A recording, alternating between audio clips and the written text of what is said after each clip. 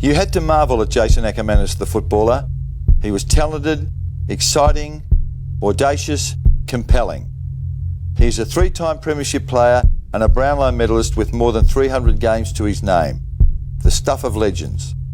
Sadly, that's not the only reason he's with me tonight.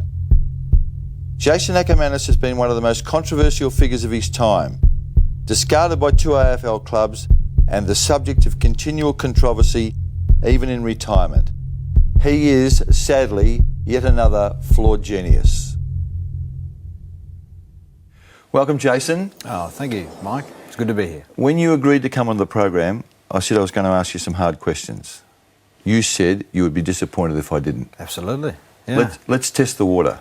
I want you to watch something. Have a look at the monitor. Jason Akermanis, you're fired. This Maverick. Now, I don't know how that makes you feel, but there's a recurring theme here, isn't there? We've got Brisbane Lions, Western Bulldogs, the AFL, a couple of radio stations, all have dumped you, haven't they? Well, that's a TV show, but yeah, I think you're saying being fired. It's not like the Brisbane wasn't a firing, it was just a parting of ways. I mean, I just said, look, I need to move on, and we just moved. We moved from that club to another club. So is that true? Is that literally true? Did they not cut your commission short late in the season? Say that's the last time you'll play for this footy club?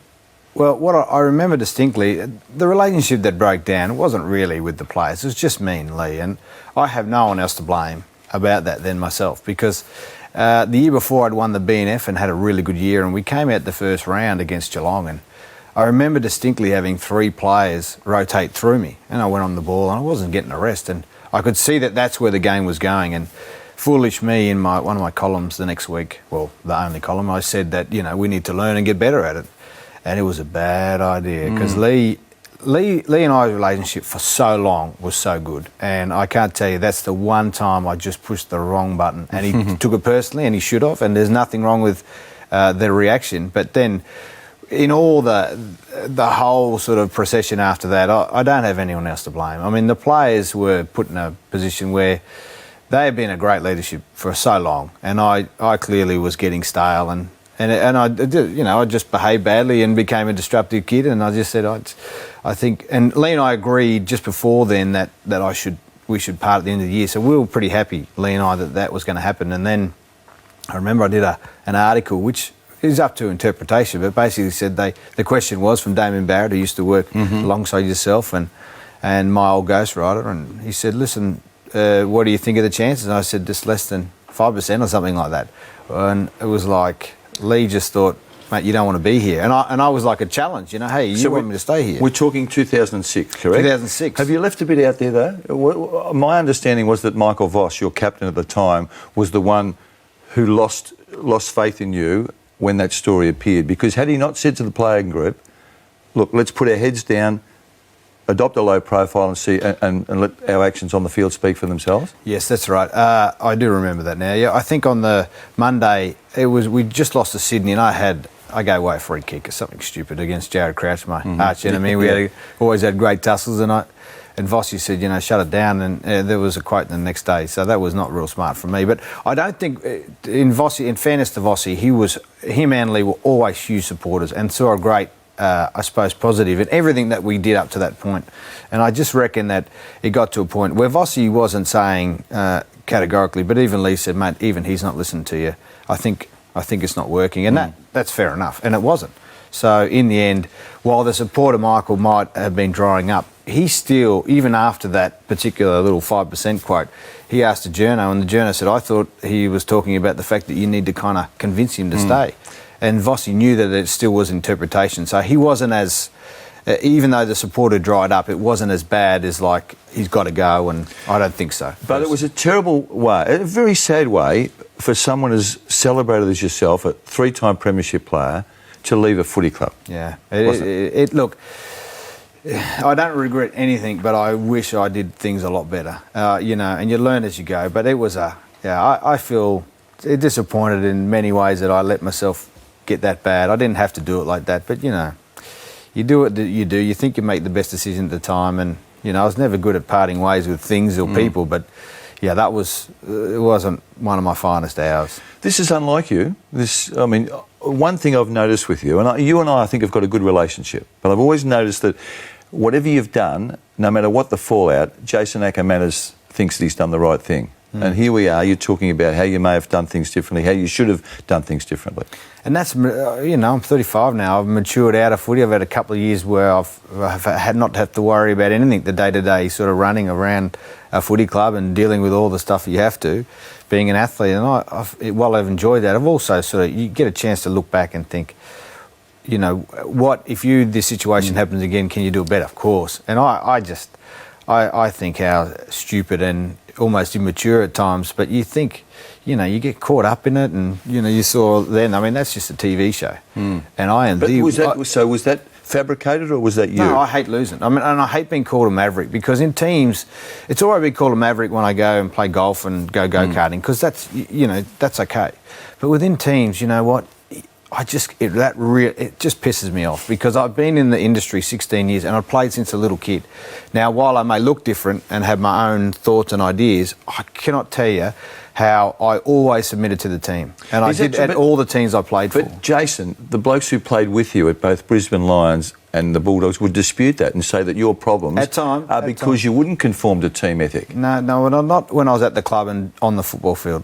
And that's what should matter. And that's why Brisbane, I think, had such a really good leadership. They knew that and they accepted that.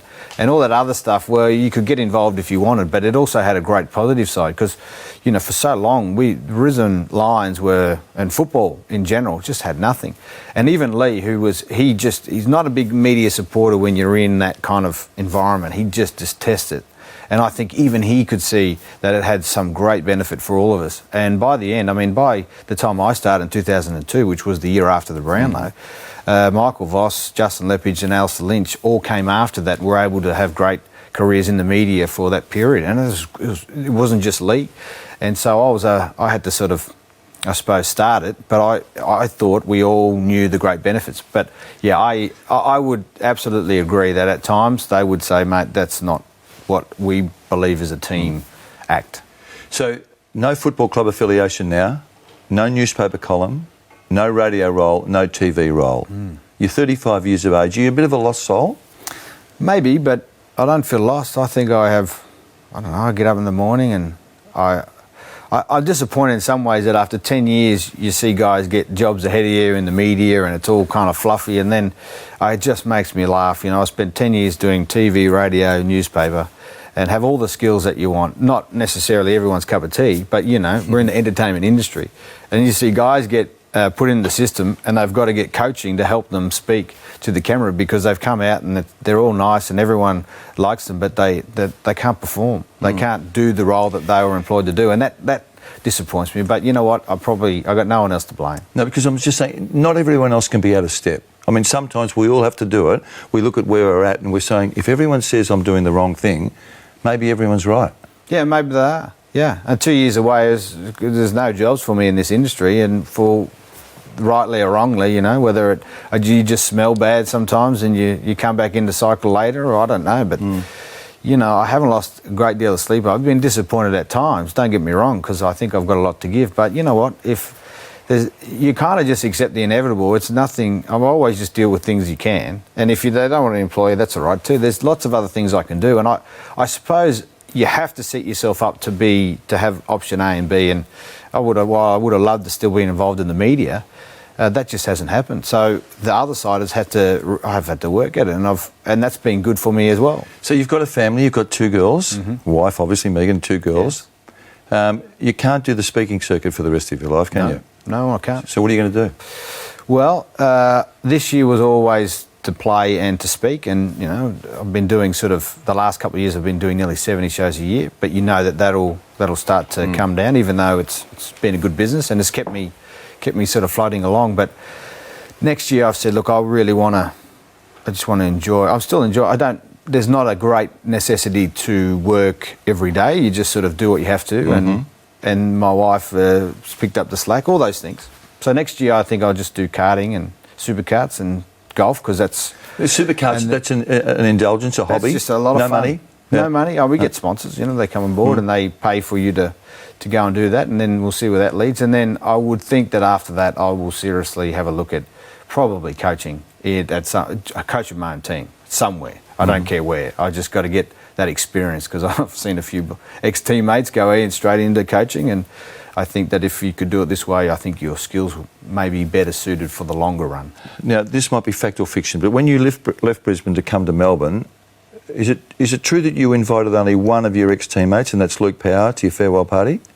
Well, I don't know if that's quite true. I think Craig McRae would have been, but he wasn't in the city or he wasn't around. He's a very close mate of mine. I remember distinctly when I was 17, I came into the system, and if you ever been to AFL clubs, I was in Brisbane and the players would come in and leave. And I was like, why am I developing friendships with these guys? It's really tough. So I had six, seven mates that I still am very good, close friends with now, who are still my mates in Brisbane. And I put the time into them, and I suppose I made that because it seemed a bit like they were fair weather and they just moved back to Victoria, and there wasn't a great longevity in it. And I was 17 at the time, and I think that decision has been relatively good because those mates are still close to me now. But then along the way, you pick up some really good friends. But that story with Luke, now, I know Luke well and personally, and my understanding, again, this is from the outside, not from him, but that you invited Luke. Luke felt, in the interest of team solidarity, that he shouldn't go, and he didn't go. Yes. Now, that's a terribly sad situation, I reckon. Yeah, and that was his decision. And I said to him, mate, that's no problem. Like, you know, but you know, friendship is it is all those things, and it is long term. You know, it's you make that decision, and he's such a team guy. You know what he's like. He doesn't want to upset anyone. So this would put him in a position that could upset something, and he just doesn't like dealing with that, and that is totally understandable. But in the end, the guys that did come, you want to see the quality of people there. These are people outside the Brisbane Lions footy club. Outside, close friends. Yeah. And you know what? They're all still there. And you go back and they're all fantastic. And I suppose you just make that choice. It's not so much about a footballers. I didn't know it was some kind of contest. I feel like that I should have had, 100 friends. Like I need 100 Facebook friends to then validate that, you're likeable in a footy club. Because you always are. You're always going to have your mates. Where I didn't know that I needed, 100,000 of them to just to prove to people that, I'm not a disruptive force and I have friends in footy clubs. It's crazy. Why did you keep challenging, even taunting, such a strong, uncompromising character as Lee Matthews is? Yeah. And I know you know better than me about this, but everyone seems to say that you did actually, it was almost like it was a mission to just get under Lee's skin. It wasn't a mission. I did have a knack of it, but the thing with Lee is, and the irony is that he really is so strong in his beliefs about lots of stuff, and the flexibility in being a really good leader is sometimes working out that this is going to work for him. And I was totally off the charts for some of the things he thought you have to do. Categorically, you need to do this. And that when he understood that, our relationship really grew. And I think he became, there's lots of places, not just me, but there's lots of ways to do it. And I suppose, he was always bemoaning, because high achievers, he's always saying you're a high achiever, and they're a pain in the ass. And they are, because they always push you and prod you. You do it with yourself, let alone with him. And there's lots of players like that. And so he was always like, understanding. And I think that was Dr. Phil Jauncey, as our club psychologist, was fantastic for him as well, and for the group.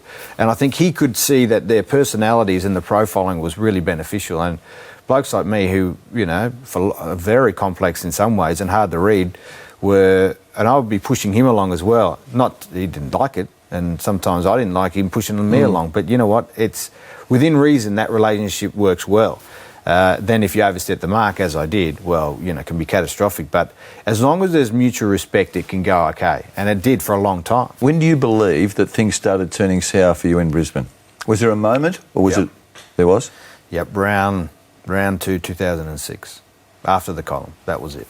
After the column? Yep. But my understanding, again, second-hand, but weren't you in trouble? There was a major fallout when you revealed Nigel Lappin's cracked rib in the week leading up to the 2003 grand final. Now, I'm guessing here, but I would have thought, had Brisbane lost that game, I reckon they would have sacked you. Yeah, maybe, but it's one of those contexts, and it is hard to justify, but you're right. And I heard that too, and Lee has never denied that I was in a lot of trouble, and he was really pissed off. And So doesn't it date back to then? no, I think Lee got over it. We won. You know what? I forgive that one. Don't do it again. Lee's style, and then he, to his credit, he always was able to get on with stuff. You have your issues, you get on, and I was like that. I mean, he used to like that I could compartmentalise, then move on. You deal with it. You say you're sorry if you are, and then you have to just don't carry it with you. Let me ask you this, Jason. We're back in 2003. Lappin's a critically important player to your team. What would have motivated you to tell the world that he had an injury that the opposition would immediately target and make worse? I don't know. One of the good ones. I remember thinking at the time, I always, I'm not big on misleading the public at the best of times, but it was probably the worst week the whole focus on those two teams. I couldn't even justify it. I can't even understand why I'd be so silly. But I think they said he had, sore ribs. So, well, he does have sore ribs, cracked ribs, but he's going to play. But you know now, don't you? You know now that... It's just stupid. That's stupid. In the end, he was injured because Lee wanted to test him out, and he punched his lung on that last session. So, it's a nasty one. We put him in. We all put Nigel in a bad spot. Did you go into that game as if there's not enough pressure in grand final week anyway? But was there extra pressure this time because of what had happened in the build-up? Yeah, probably. And I've done that a few times.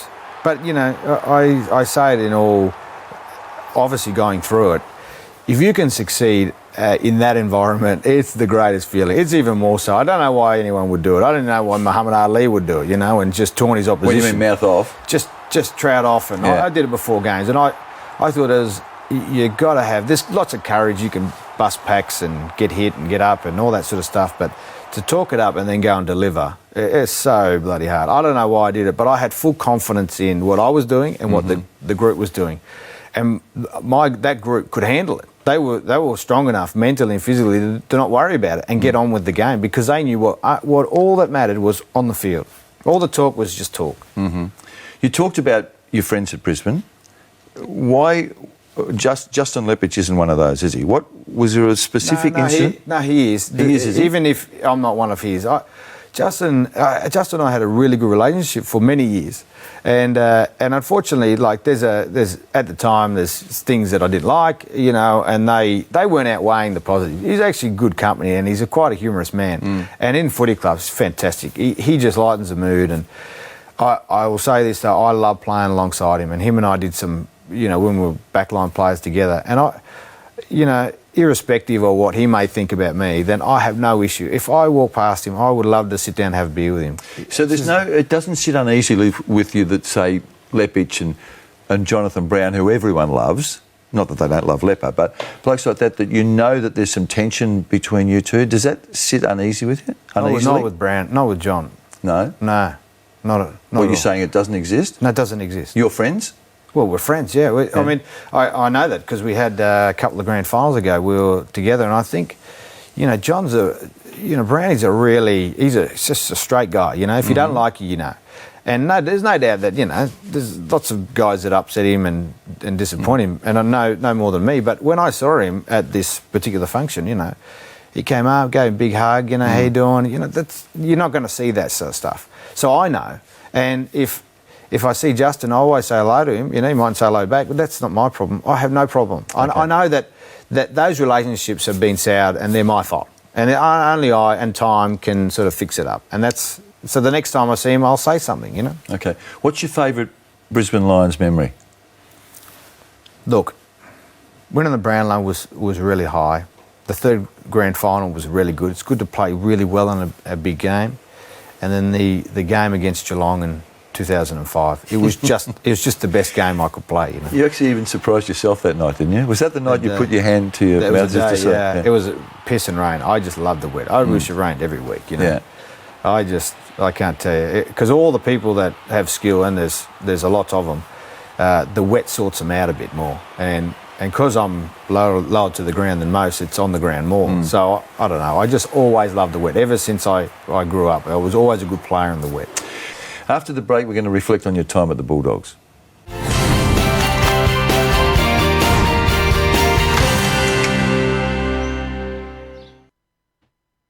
Now, your natural father did come back into your life while you were in Brisbane, didn't he? Yeah, well, I instigated. I knew I had half siblings, and I knew that while I had two half sisters, that the half brother had a pretty unique name, and we'd be able to find him. And we did find him, but it was more for the siblings, because they grew up in a family unit. They didn't realise their dad had an affair. It had me and my brother. You know, it's a little sordid and probably uneasy. And they'd been married, and his wife knew nothing about it, and it was tough for them, no doubt. But I felt like at 28 years old of age, I should say, that they deserved to know, and they were so thankful I did. You lost your mother at a young age too, didn't you? Yeah, I remember it was my first season, like 3 years before. I had a really bad accident and nearly died. It was a bad blood clot in my brain. It was awful, and the depression out of that, and really wanting to finish it all off, like literally commit suicide. So really, what age were you then? I was 15. Really? And I remember, were you were in Queensland? I was in Queensland. Yeah. I had a real. It was the only time I've ever been knocked out, like properly knocked out. Happened at 4:30 in the afternoon on some rollerblades, and 9:30 at night I'm in a hospital room, asking how that happened. You know, 3 months goes by, I get double vision. I can't go to school. I sit on my back, you know, for 3 months. And whether it was the head knock or what, and the fact the doctor said, mate, you won't be playing sport again. Don't worry about that. And I just was heartbroken, you know. I like school, but, you know, only because you went there. I just love sport. And to say that was awful. And 3 years later, I got out of it and ended up, I did heal quick, and it was good. I was lucky. I was pretty young, and I didn't have a lot of long-term damage, and it just stopped, and my headache stopped, and double vision stopped. I went back to school, and things started to return to normal. And 3 years later, I was good enough to get onto an AFL list in the Bears. Had a good carnival, got an All-Australian jumper, and they came around. I'd been doing the pre-season with them. And then the year goes by. For my first year, played 17 games, and, you know, I made more money than my mum. It was bloody, we'd never had any. So it was just a really good time to be alive. And then one day I'm in the off-season, so you have the sort of the 4-week break before you start training. And it's a Saturday morning, Mum says, I don't feel so good, and has a full fit, like right in my arms. Like I'd never seen one before, so, you know, I had no idea what was going on. And then she was healthy, like, you know, I tell all the time, you know, by the time 2 days had passed and she'd had another couple of seizures, it was clearly there's something wrong. And then we went to hospital, and the doctor called us in. He said, we did a CAT scan, I remembered, because I'd had one, and he said, see this golf ball size area inside your mum's skull, that's a tumour. And we've done a biopsy, and it's a category 5 cancer, boys. And we're like, what the hell's that? And he said, that's the worst type of cancer you'd ever get. And he said, and by the way, your mum's got no more, no less than 3 months. And I said, mate, you cannot be serious. Like, she doesn't drink, didn't smoke, walked to work every day, had veggies every night. Like, she was as healthy as you could possibly ever imagine. And she didn't last 3 months, she last 18 months. But, you know, young footballer, there's me. The next month, my brother turns 18. The next year, I turned 21. And then by the end of that, she'd passed away, like, literally half an hour after Mother's Day. And it was only a few days ago. It's been 15 years. So all of a sudden, the only parent's gone. I'm there trying to help my brother. We've got her house, and I'm trying to play footy. And it was like, thank God I had footy, because it was the only thing I loved, like, that was left. Everything else was just going to shit. So I was a wreck. I thought the world owed me something, and I was just filthy. I can't tell you. And I went off the rails, drank too much. But if it wasn't for footy, they got me up, mate. I was gone. Like, I don't know what would have happened, but I had some structure, enough structure to get through it. What about the Bulldogs? Interesting times. You came to Melbourne. It finished poorly in Brisbane. You've had a fresh start here. It started so well. Didn't finish on a good note, did it? It's probably the most disappointing thing I'd sort of seen. And look, I take full responsibility for my part, but at the end, you know, there was a big difference between the Bulldogs leadership and the Brisbane leadership, and I mean that, and there's no nice way to say it. You know, from the top down in Brisbane, it was still strong, and while I'd pushed it to the end, it was just really me and Lee. As much as the players, you know, had their thoughts and all that, but the leadership was still always strong all the way through. You know, mate, we are very clear on what we want, and I just felt that the Bulldogs, I've never seen a group get so hysterical. It wasn't a lot of them. There's just the main leadership spine gets so hysterical over things said and in the media. I just couldn't understand it. And Brisbane and Lee, they were like, they wouldn't worry him. Just wouldn't worry him. And Well, it did worry him, though. You know that's not true. Well, to a point. I know that some things were off the charts, and but when just little things too were just always not an issue. But at the Bulldogs, they were an issue, like a big issue.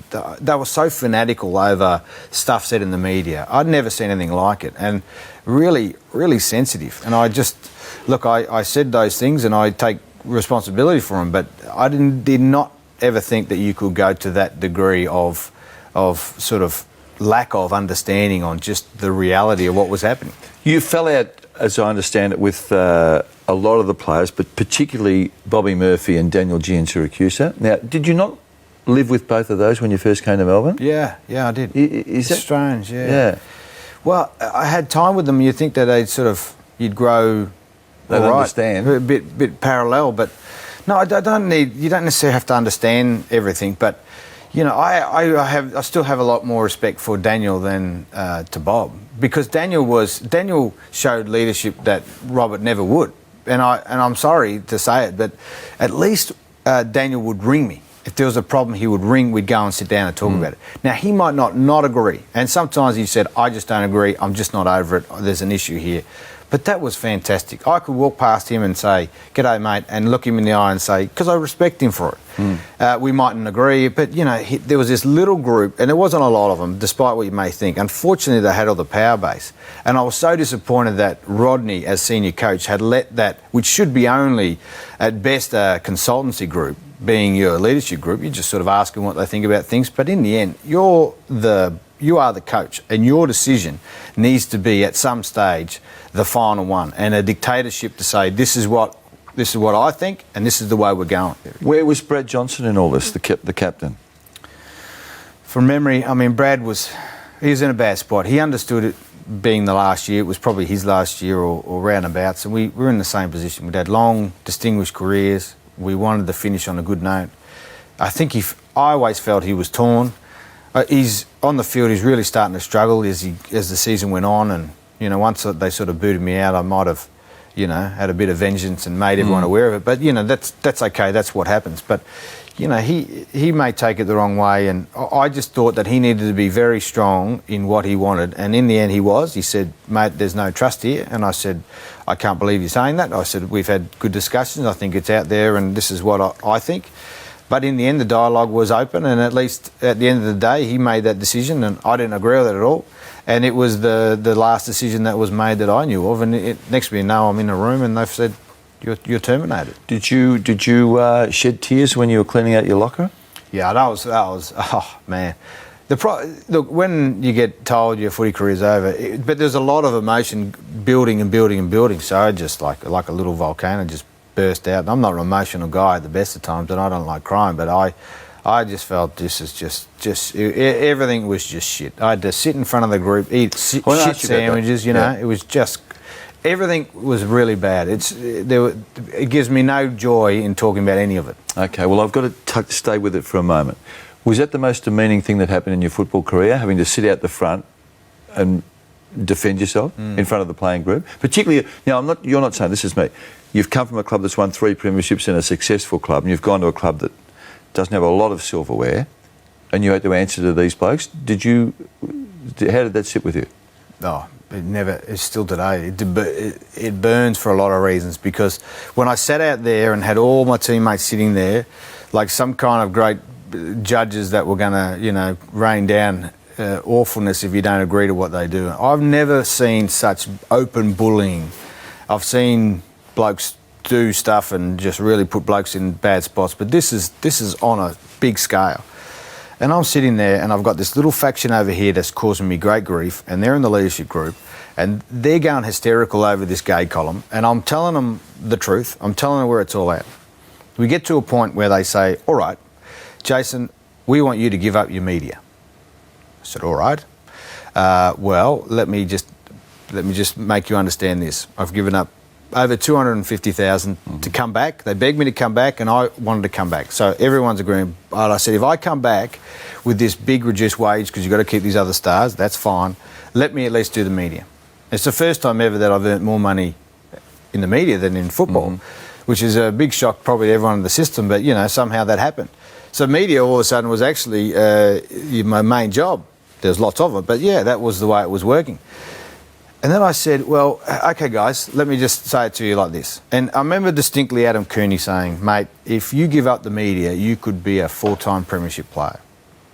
And I thought, these guys seriously think that this is going to matter. Like, they just think everything has to be perfect and then we can win a premiership, which meant that I had to be perfect. When I could argue till the cows come home that it's not going to be perfect. There's going to be ups and downs in games, and we can still win. And I've seen that in Brisbane. So my belief was quite strong. And I said, all right, fellas, the last I looked, I'd given up a handstand, I'd given up 250,000, and I'm going to give up the media, which I'm earning more money in, and I'm going to have to probably, most likely, change a whole lot of loans and default on things. This is not just an easy thing. I said the last time I looked, I've given up more to be in this group than anyone in this group. More of myself for you guys. What more do I need to do to prove this? When I come here, and you've seen it categorically, I'm all for you. I come and train my ass off, I'm out in the field, I work my ass off. When we go and play, I put my body on the line, I do those things. That is my requirement. When I get out of here, I'm sorry, fellas, I don't give a shit about you. I care about my family and friends. When I come back in, I'll do it again. And then the decision was made not long after that, mate, there's no trust. We can't have you like that. You don't. And I said, in the end, I had the choice. And I said, I just had to either stand up for myself. I didn't think anything was going to change. And Sam Newman and I had lunch, and he said a great thing. He said, Jason, nothing's going to change here. You do this, nothing's going to be any different. All they've done is put you in a position where they'll think they're happy, they're manipulating you, where in reality, you're still going to play the same footy, you're still going to give all for the club. And I thought they were the facts. And then in the end, it went on, and I said, I'm not going to give up the media because it's too important for everything, livelihood and my life, and I think we can work with it. And they said, no trust here. And then they pulled me in and said, we've got to terminate your contract, and brought out a bunch of stuff that they thought was relevant and said, on your way. How much were you playing for in your last year at the Bulldogs? From the footy club? 200,000. 200? Which is not bad money. Not terrible money. And so the media was worth more than that to you? Yeah, I don't know how much more, but it was certainly more. The handstand, what was the origin of it and what brought it to an end? The handstand started in 99. I saw Ronnie Burns the week before do aeroplanes and cartwheels. The next week we played against Ronnie. I was playing back pocket then. Lee put me in the back line, played on him, played really well. Lepper was G'ing me up at the end of the game, going around thanking the crowd. We didn't do the handstand. We didn't do the cartwheel, so I do a cartwheel. And the next week, everyone was like, what on earth was that? The next week we played at home again. It was a hot day, and I remember we were going down to do the exact same thing. And I actually didn't do a cartwheel. I actually did a handstand. And all my teammates were like, what on earth is this? And everyone had a good chuckle, but all of a sudden, I was getting letters and emails, can you do that handstand thing? And so when we won at home, I'd do it. And my team, I don't know, some probably liked it, some hated it, some thought it was self-indulgent, but you know what, at least it represented that we won. All of a sudden, Lee Matthews comes to me, this is, many weeks after. And in Lee's way, he walks past me before the game and just whispers in my ear, I want to see a handstand today. I want to see one. I want to see a handstand. And he knew and I knew what that meant. That meant winning. You're going to win. We're going to win. Yeah. And while it's not everyone's cup of tea, Lee understood that I saw more hot dogs and Cokes than any player in the history because no one left. They all stayed, they watched the handstand, then they went home. And even if we had big wins, which we often did when we were in our peak at home, they'd still stay around and the kids would come. And it gave me a great thrill when I'd come in, after the game, my wife would say at half time the kids went out and played, then they won, and the whole lot of them did the handstand because they won. And I thought, well, at least they got it. Then I come to the Bulldogs and it's too individual for them and they don't like it and it's not part of their team ethos and, And I was disappointed, yeah. I got to tell you. Who delivered the edict at the Bulldogs? The two guys that mentioned it in the leading teams program, which caused nothing but grief for me, I got to tell you, was Scott West and Robert Murphy. So they said, we don't want you doing it. Yeah, and I like Scott. I mean, I've got my issues with Robert because of the trust issues, but, that they were his actions. But the handstand when it stopped, and I said, I'm happy to give it up. I really am. I don't want to, but I will just to prove to you guys, for what it's worth, that I'm here for you and I'm part of the team. You felt like you're forever doing that with that group, And You didn't like much about the Bulldogs, did you? They No, extended your career, but it doesn't seem like there's much else that's positive that came out of that time. I thought their leadership was flaky. The best leader there was Campbell Rose. He was wonderful. And David Smorgan, it's just so sensitive. Like, he goes on the blogs as someone else, and he listens to probably the worst group you can listen to in any footy club. The fans on blogs, they're usually gossiping, they're making stuff up. And he'd listen to them. And when they were negative, he was negative. And he was just so reactive. And I can't say it nicely. Like, I was always concerned about his leadership. He has never thrilled me, and his actions as a leader have never been that great. But I'll just take it for what it's worth. But the rest of it was all right. It wasn't that bad. There was way more good times than bad. Okay. The end was bad. I want to ask you about your relationship with the AFL. You seem to be persona non grata with the AFL, particularly with Andrew Demetriou. What's the origin of that? I don't know. Like, maybe Andrew might. I don't know, but if he's taken something personally, he shouldn't have. I don't know what the issue is, because I've rung him and I've said, look, mate, if there's a problem, please tell me what it is. Can we move on from it? I don't know what it is. And if I spoke to Mike Fitzpatrick about it, said, can we just sort it out? Because, I'm an AFL. Have you got through to both of them? Have you had... I've spoken to Mike. Yeah. I ran into him not long after.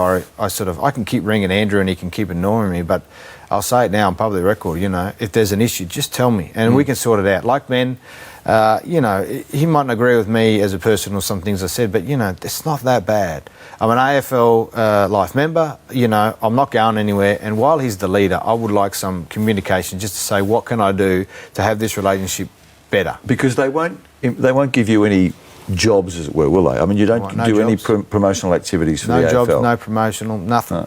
No. They banned me from speaking in any of the AFL function. And you honestly don't know why? Well, I've been told two different things. So, and that's okay, but one of them has to be either right or wrong. But in the end, none of them were there, and it's kind of second hand. So I'd like to just sort of at least have my day in court, and you can make the decision. So I want to work. There's lots of people want to hear me speak in an AFL function, but I can't at the moment because I've been banned for some reason that I'm not quite sure of. I'm sure there is a reason and it's legitimate from their end, but if they don't tell me, how am I supposed to know? Okay. They literally have never told me why. After the break, we'll reflect on some of the headlines that you created that made headlines of their own.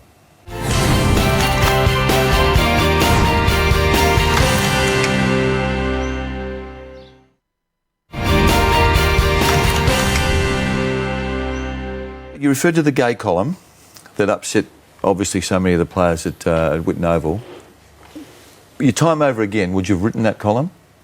Well, yeah. I was asked to... The amazing thing is, I was asked by the AFLPA to write it. I wasn't even going to write it that week. You know what it's like. You tend to, particularly when you're a columnist, you might start to plan ahead. And they came to me and said, Jason, could you write about this? I think it'd be great. It'll tie in with this big event. And I'd written the almost identical column 2 years before. The only difference was, 2 years before I said, look, come out if you want, it'd be great. This time I said, we don't really care. If you are, big deal. It's almost identical other than that. The only problem was, that I'd never seen before, is that when you put stuff in, the process is set in stone. The club is very fanatical about it. They have to be ticked off from the club. So James Fantasia was vetting your columns on a weekly basis, making correct? Making sure that they're happy, and that was his job. It was his role. He does it for, I think, Robert now. He still does anything that's media. He still does. And that's fine. That's it. And so in the system, it went back. Went into my ghostwriter at the time was John Anderson. He does a fantastic job. And then they weren't happy with it and didn't go in on the Wednesday. But by Wednesday, I finish these things on Monday, sometimes Tuesday morning, it's done. So it comes back, but I go training, it's not in the inbox, it's not even registering with me. It doesn't get ticked off, that's the whole point.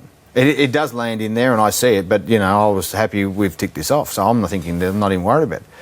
By the time it went back in, it had been changed a lot. And words have been changed, which is not kosher. From the Herald Sun's end. Now, if you don't know the process, you do. But if you don't know out there, 5 people can look at it from everyone. Editor of the sport, and it just goes up the line. They changed it, manipulated it, and put it into what I thought was... It was still in the same vibe, but it was certainly different. And then the line was totally, not really what I was talking about, which is stay in the closet. So are you dissociating yourself from that sentiment that young players should stay in their closet if they're gay? That was the theme of the column. Well, right? irrelevant now, but that was what was happening, and I said that, and at the time, that's what I thought. Big deal. Mm-hmm. If you're gay and you want to come out, by all means.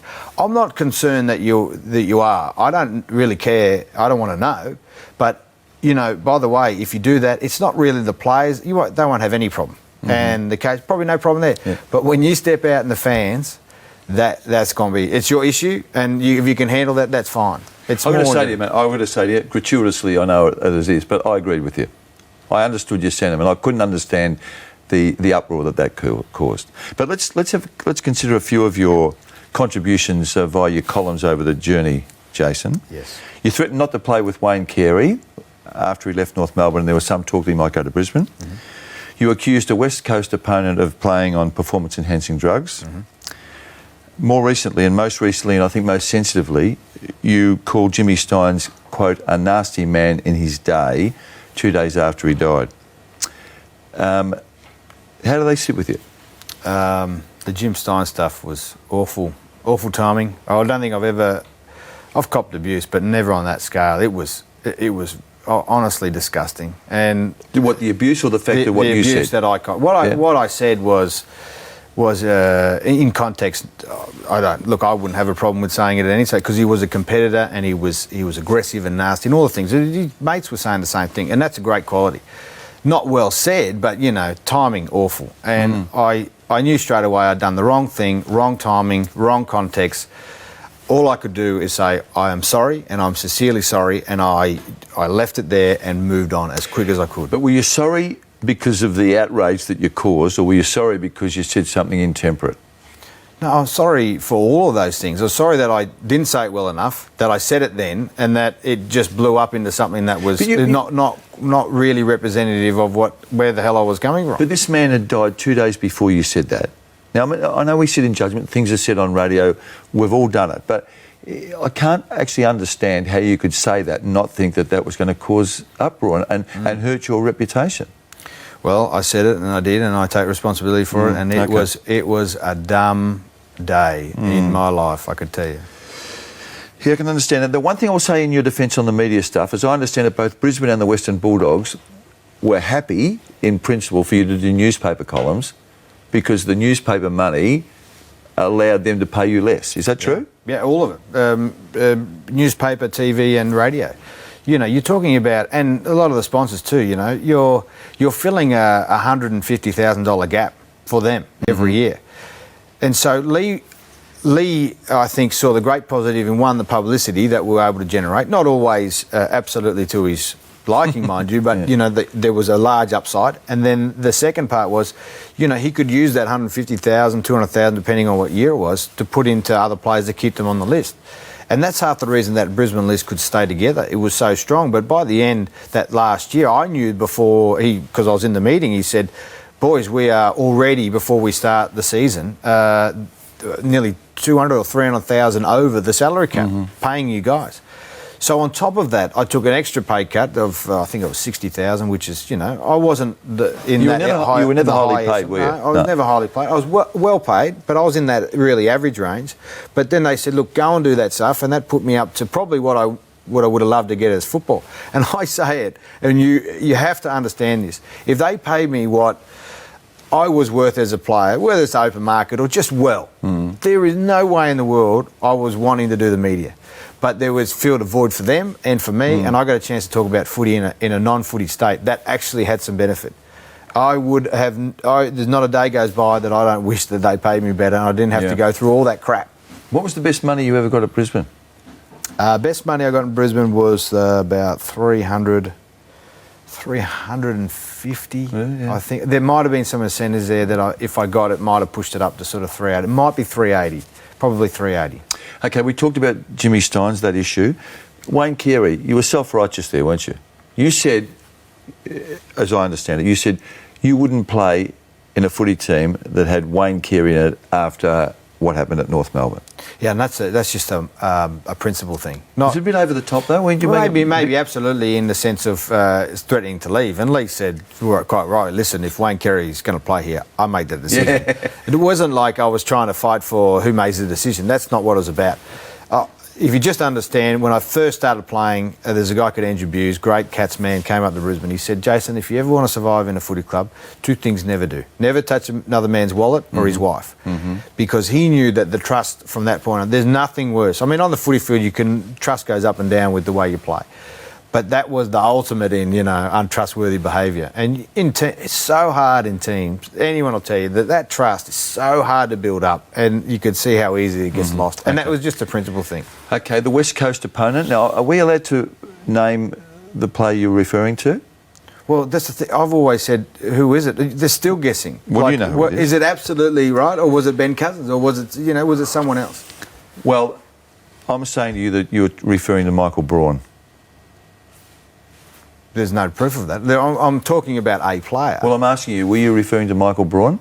I played on him that day. I played on Ben. I played on... Who else was in the midfield? Kerr, Judd,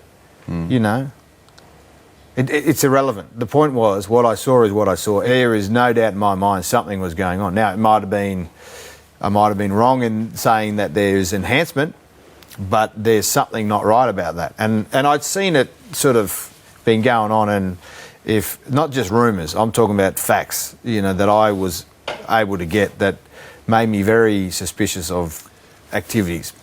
There weren't too many players that could neutralise you consistently on the football field. Jared Crouch was one. You didn't like Jared Crouch, the footballer, did you? Well, Jared, it wasn't always that way. It was only when Paul Roos came. I don't think I played on that much, and when I did, he was pretty loose. But when Paul Roos came, he made him, and I'm only surmising, but if Jared didn't say that Paul Roos made him, like Lee did with me, the best footballer he could be. And he had a tactic that only till when I retired did I work out what he was doing, because on a footy field, you always stand up for yourself. And I've beaten every one of them, because once they stand up, you start to niggle them and you could work your way around them. But him, you'd push him and he'd go, he'd just go limp. And that drove me more nuts. But that was his tactic, and it was wonderful. It's the best tactic. It's the one thing I couldn't get over, that I'm thinking, stand up for yourself.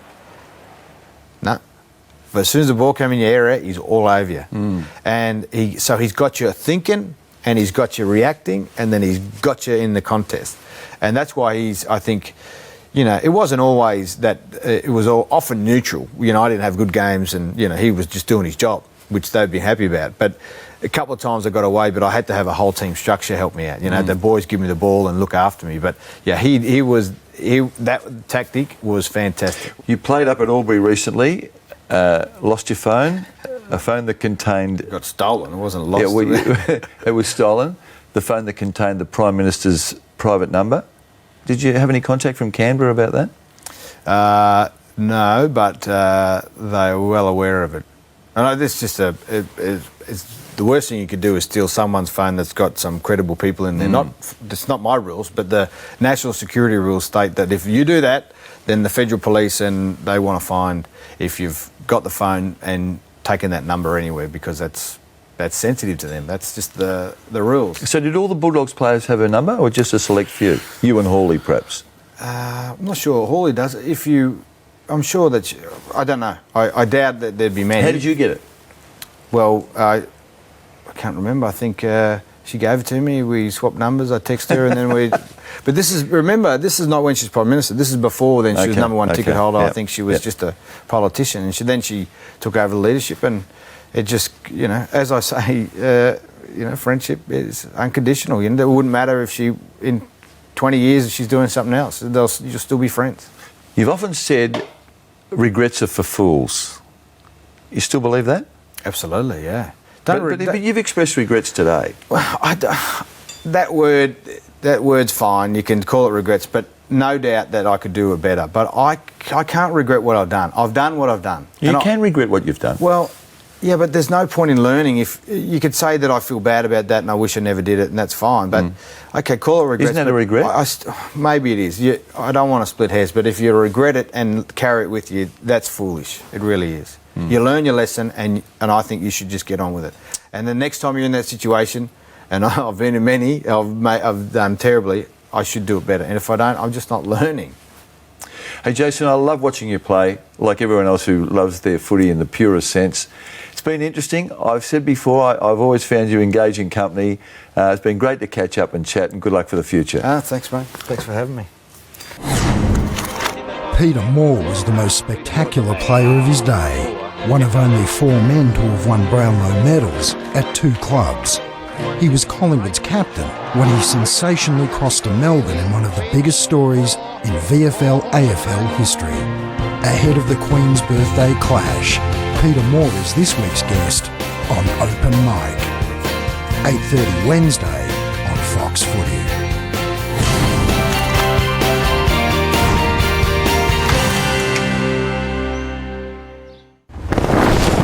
This has been a Fox Footy production.